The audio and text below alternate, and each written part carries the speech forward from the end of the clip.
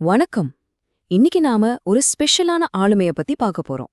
Technology, அதாவது தொழில்நுட்பம், அப்புறம் நம்மளோட பழந்தமிழ் இலக்கியம், இந்த ரெண்டையும் ரொம்ப அழகா ஒன்னு சேர்க்கிற கிரேஸ் பிரதிபா பத்தி தான் நம்ம தெரிஞ்சுக்க போறோம். இது வெறும் வார்த்தைகள் இல்லைங்க. இதுதான் அவங்களோட தாரக மந்திரம். ஒரு கைடிங் பிரின்சிபிள்னு சொல்லலாம்.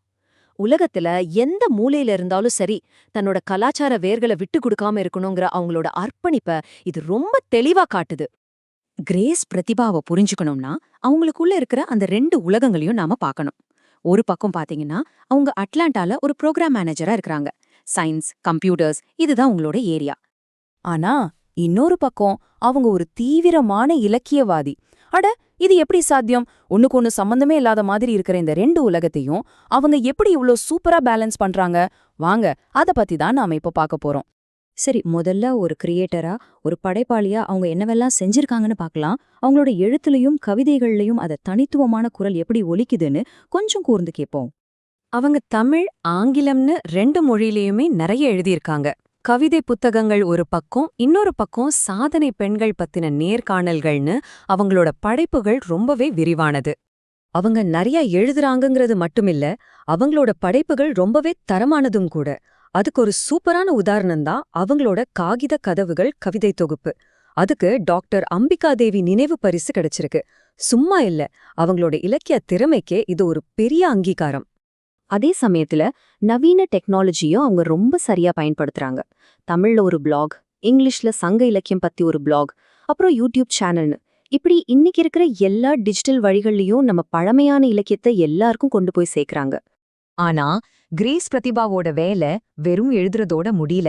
அதுக்கும் மேல போய் அவங்க ஒரு அர்ப்பணிப்புள்ள சமூக அமைப்பாளரா நம்ம கலாச்சாரத்துக்கு ஒரு பாலம் மாதிரி செயல்படுறாங்க. இது பாருங்க, வட அமெரிக்க தமிழ்ச்சங்க பேரவை, அதாவது ஃபெட்னால இருந்து அட்லாண்டா தமிழ் நூலகம் வரைக்கும் வெளிநாடுகள்ல தமிழ் மொழியும் நம்ம கலாச்சாரத்தையும் உயிர்ப்போட வச்சுக்க உதவுற பல முக்கியமான அமைப்புகள்ல இவங்க தலைமை பொறுப்புல இருந்திருக்காங்க, இப்பவும் இருக்காங்க. அவங்களோட ஆர்கனைசிங் ஸ்கில்ஸ்க்கு ஒரு காங்கிரீட்டான உதாரணம் சொல்லணும்னா அமெரிக்காவுல அவங்க முன்னின்று நடத்தின தமிழ் புத்தக கண்காட்சியை சொல்லலாம். யோசிச்சு பாருங்க, பல இலக்கிய அமைப்புகளை ஒன்னு சேர்த்து பல நகரங்கள்ல கண்காட்சிகளை நடத்தி அதுக்கு லைவ் டிவி கவரேஜும் கொடுத்திருக்காங்க. இதுல இருந்தே தெரியுது அவங்க வெறும் ஒரு பார்ட்டிசிபென்ட் இல்ல, ஒரு பவர்ஃபுல் ஆர்கனைசர்னு. இப்படி சமூகத்துக்காக அவங்க காட்டுற இந்த அர்ப்பணிப்பு இயல்பாவே அவங்கள தமிழுக்கான ஒரு குளோபல் அம்பாசடரா, அதாவது ஒரு உலகளாவிய தூதரா மாத்திருச்சு. நியூயார்க்லேருந்து சிங்கப்பூர் வரைக்கும் அவங்களோட பேச்சுக்கு ஒரு பெரிய வரவேற்பு இருக்கு.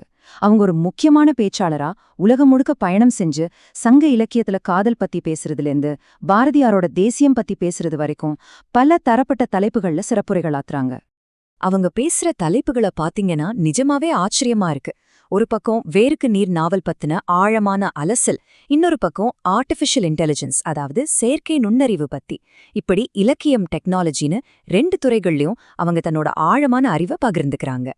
சரி, இவ்ளோ விஷயங்களை பண்றாங்க, இவ்ளோ அர்ப்பணிப்போட வேலை செய்றாங்க, இதுக்கு அங்கீகாரம் இல்லாம இருக்குமா? நிச்சயமா இல்ல. அவங்களோட பங்களிப்புகளுக்காக ஏகப்பட்ட மதிப்புமிக்க விருதுகளும் அங்கீகாரங்களும் அவங்கள தேடி வந்திருக்கு. இப்ப நமக்குள்ள இயல்பாவே ஒரு கேள்வி எழும். எப்படி ஒருத்தரால இவ்ளோ வேற வேற துறைகள்ல இவ்ளோ பெரிய விஷயங்களை சாதிக்க முடியுது? அதுக்கு காரணம் அவங்களோட அந்த அசைக்க முடியாத அர்ப்பணிப்பு தான். அந்த அர்ப்பணிப்புக்கு கிடைச்ச ஒரு பெரிய அங்கீகாரம்தான் இங்கிலாந்து பாராளுமன்றத்துல கொடுத்த தமிழ்ச் சான்றோர் விருது. இது மாதிரி பல கௌரவங்கள் அவங்களோட பயணத்துக்கு இன்னும் மெருகு சேர்க்குது. கடைசியா பாத்தீங்கன்னா, நம்ம ஆரம்பத்துல பார்த்தோமே அவரோட தாரக மந்திரம் எல்லாமே அங்கேதான் வந்து நிக்குது. தன்னோட மொழியையும் கலாச்சாரத்தையும் தன்னோட அடையாளத்தோட மையமா வச்சுக்கிட்டு ரெண்டு உலகங்களை இணைக்கிற ஒரு பாலமா இருந்து மத்தவங்களையும் இன்ஸ்பயர் பண்றதா அவரோட நோக்கம்.